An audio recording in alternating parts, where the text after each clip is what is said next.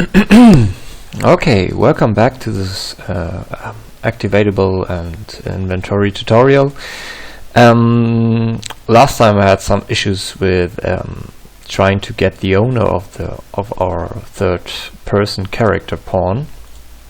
The reason was this getOwner node returns null because for some reason, even if we stop playing the game, this owner never gets set on possession. So what we want to do is making sure that the owner is actually the player controller. So for this we can just add the event possessed, which is happening every time our third-person character is possessed by a controller. This can be a player controller or an AI controller. But what I want to do is I want to get that new controller and set its owner of this class here. So the incoming controller becomes a new owner. So now this one won't break anymore. Let's test that out. I'm a test actor. So the next thing we want to fix is when I stop the overlap event, we want to reset our tooltip text because I'm not overlapping with any actor now. So for this one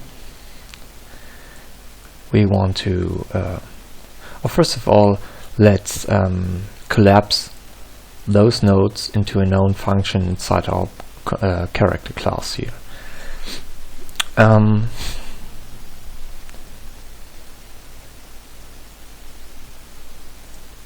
So let's call it get ourselves a new function, and let's call it notify on overlap. So, and we want to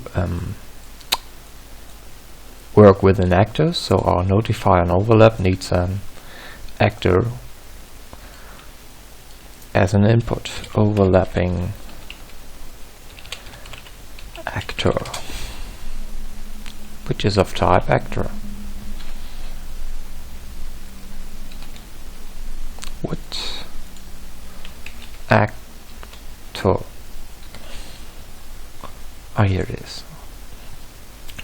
Okay, so back to the event graph, cut out all these nodes here, place them inside our new function.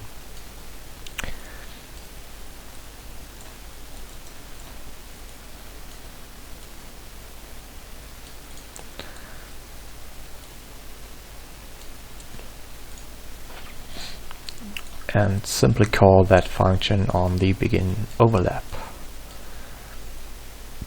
event. So I hope this makes sense to you. Next thing I said, we want to set that tooltip text back to nothing when we stop the overlapping events. So if we end overlap,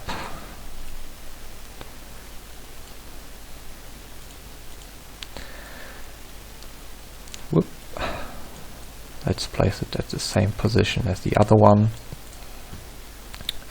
We want to reset that overlap event.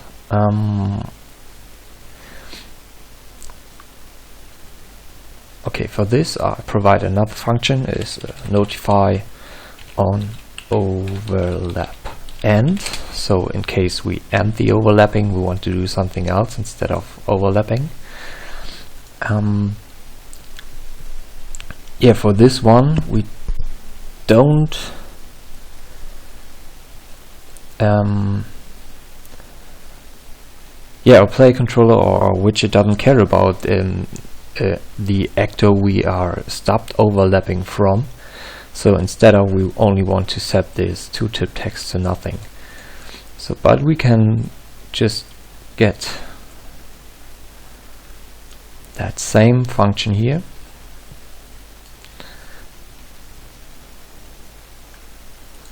Oh, I just saw it, I forgot to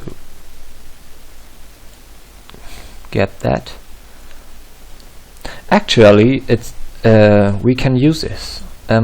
If we don't give an activatable to our on-pawn overlap, that means we are overlapping with none. So saying this, we don't need that function here.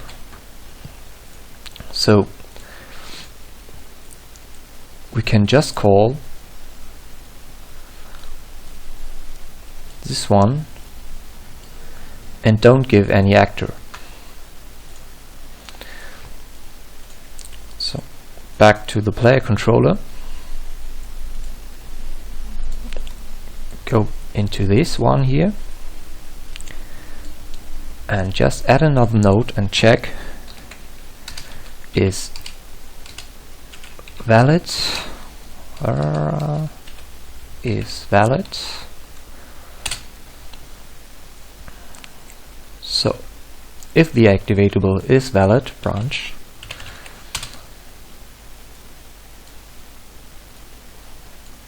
Yes, it is. We want to get the activation tooltip text. If not, we want to just set the text to null.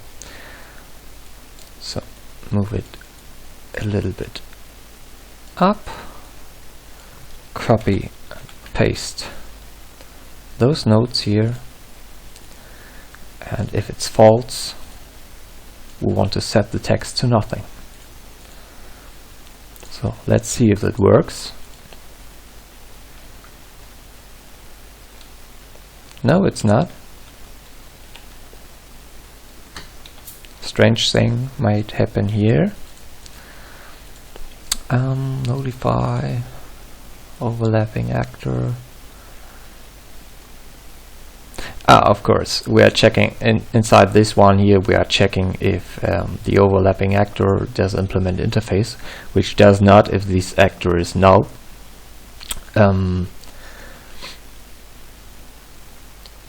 So I guess we can just get rid of those nodes here.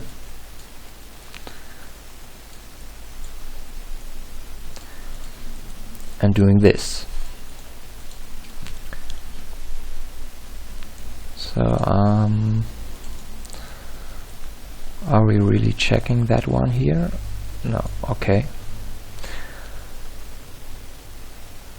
Okay, we could check here what we just removed in the other function, if this activatable implements an interface, and if yes, then we want to get the activation tooltip text.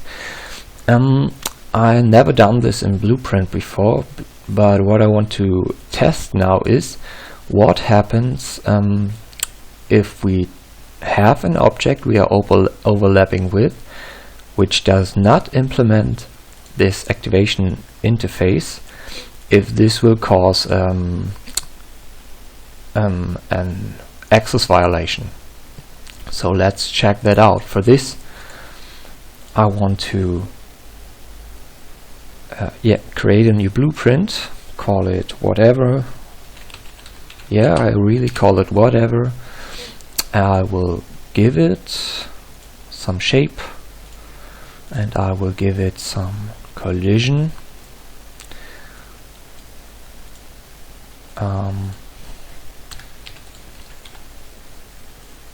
Make that a little bit smaller here.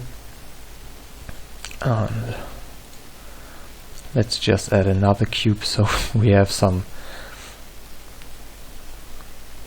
Yeah, it doesn't matter how it looks like. So I just want to be sure I know which kind of object we are interacting. But what I didn't do is giving it the interface activatable.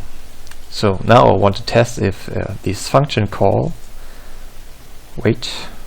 This function call here will break or giving us some undefined some undefined behavior. So whatever, I'll place it in the world.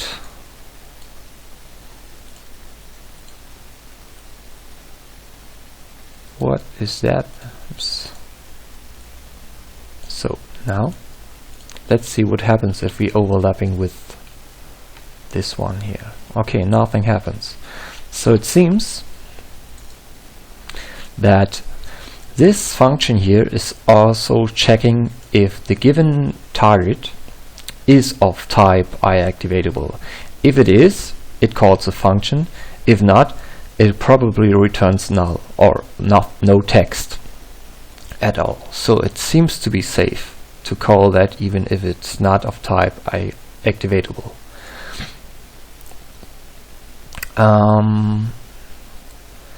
Yeah, but what I wanted to check was I am test actor, and when I've stopped overlapping, the tooltip disappears.